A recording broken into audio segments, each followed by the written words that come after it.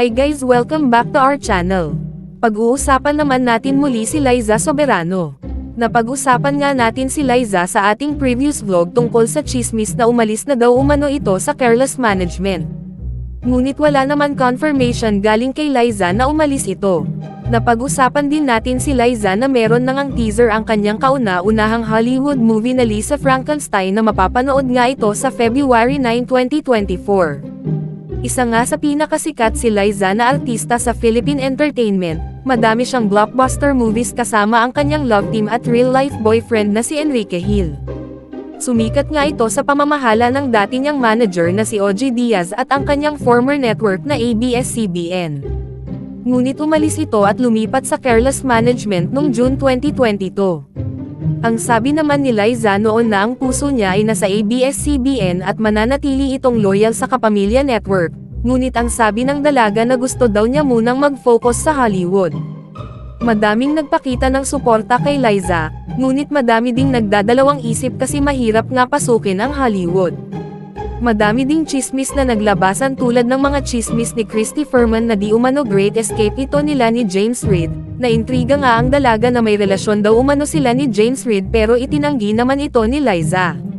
Mas naging kontrobersyal nga ang dalaga nung nilabas niya ang kanyang This Is Me vlog. Ang sabi ng dalaga na nabox umano siya sa love team at hindi daw siya natanong sa kanyang input sa kanyang karera. Ang sabi ng dalaga ay para siyang flower na nakakage lang daw umano. Sabi pa ng kanyang manager na si Jeffrey O na nag-reach out daw umano ang Marvel para mag-audition si Liza sa Spider-Man at pinigilan daw umano ng previous management which is ABS-CBN at OG Diaz. Ngunit naglabasan nga ang mga resibo at si Liza na mismo nagsabi na meron mga solo offers si Liza at Enrique.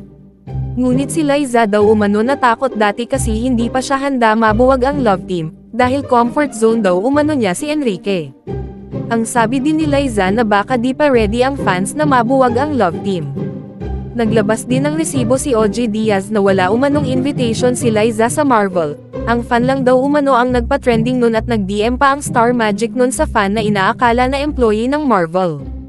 Makalipas ang ilang buwan ay di nga natigil ang hates kay Liza Soberano at tinatawag siya ng ingrata at walang utang na loob na kung kailan daw umano naghihirap ang ABS-CBN ay doon pa niya sisiraan ang ABS.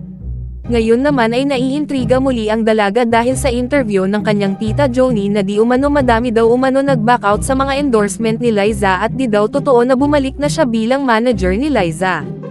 Walang respond dito si Liza ngunit nagla-like naman siya ng mga comments against sa kanyang tita.